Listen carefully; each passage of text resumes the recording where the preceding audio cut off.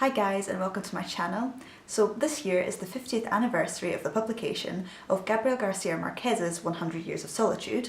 which happens to be one of my absolute favourite novels, so I thought I would have a sit down today and talk a little bit about it. This is really such an ambitious novel that it would do it a disservice to try and review every aspect of it in a video, so what I'm going to do is just really focus on the thing that I think is most impressive about it, its use of magical realism. I also want to think about magical realism not just as a literary technique, but as a mode of perceiving reality that's unique to Latin America. I think that the phrase magical realism is bandied about an awful lot just to mean anything that has a kind of magical undertone, but I want to argue that that's not really what magical realism is.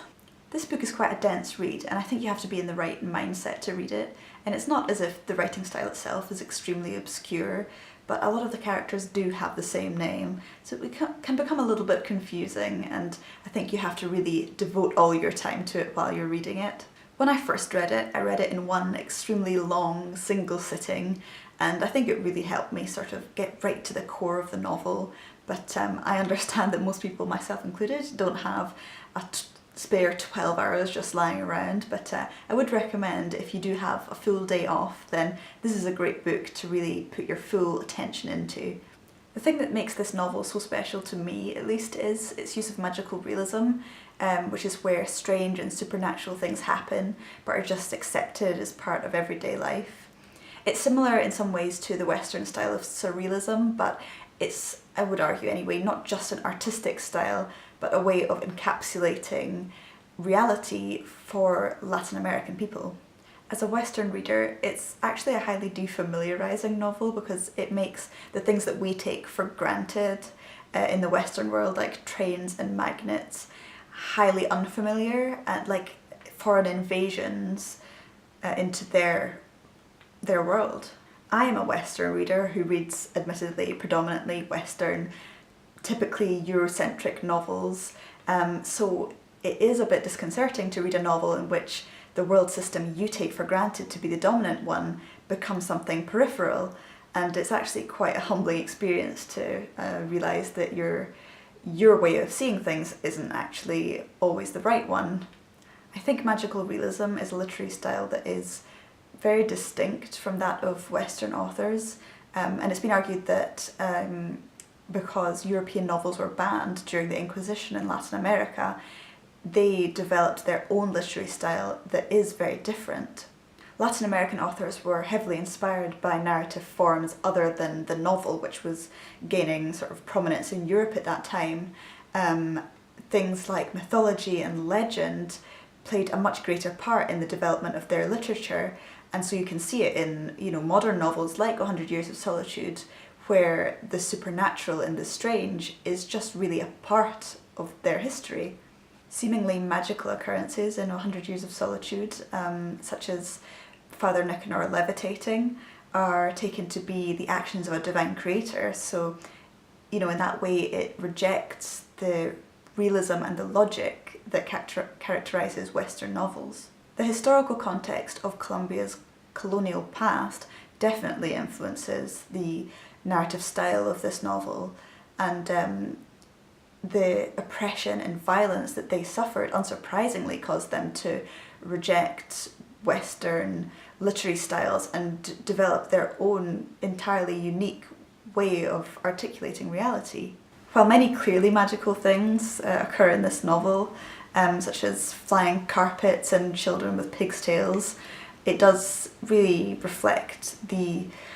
cyclical violence and the confusion and the sudden mass technological change that they encountered in Colombia. Gabriel García Márquez said himself, "There's not a single line in all my work that does not have a basis in reality." And I think this is key to what defines a magical realist novel, not one in which magical things occur just to add intrigue or to further the plot, but as a way of actually trying to articulate the reality and the history of Latin America.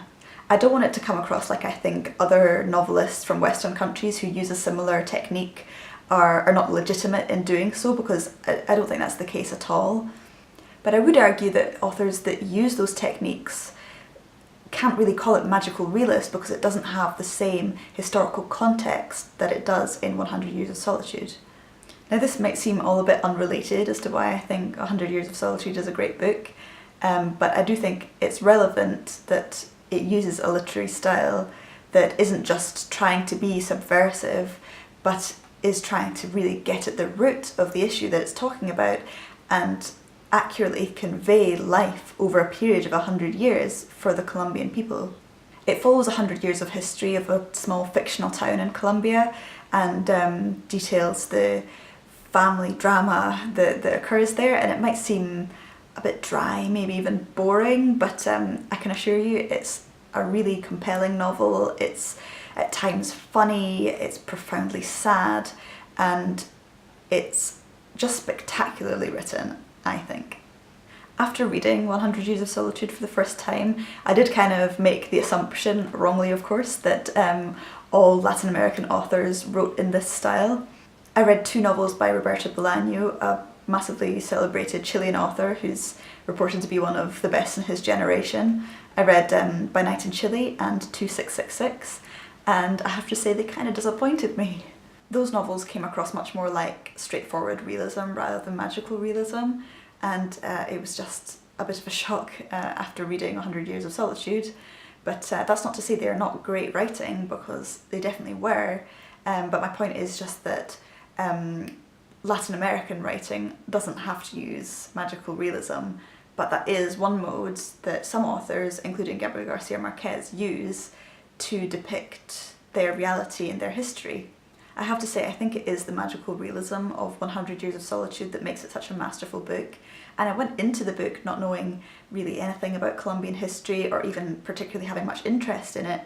but I think you don't really need to, because the book gives you everything you need to come out of it feeling like you've really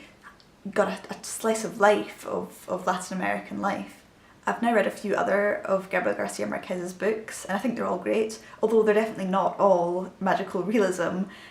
He was a journalist first and foremost, so a lot of his works are more like investigative journalism, but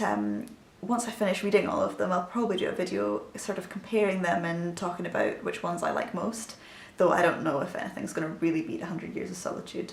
I'm going to stop there because I think I could talk about a million more things about 100 Years of Solitude, but then it would just be a needlessly long video, and you don't really need to know all that before you read it if you haven't already, but I just want to say I would really recommend it if you haven't read it. It's a great book, even if it's not the type that you would normally go for, it's definitely worth a shot. I have quite a few video ideas in the pipeline, and I'm planning a few videos about both contemporary fiction and more classical fiction, so if you're interested in any of those things then feel free to subscribe. But for now, thank you very much for watching. I hope you found it interesting at least, and I'll see you next time. Bye bye!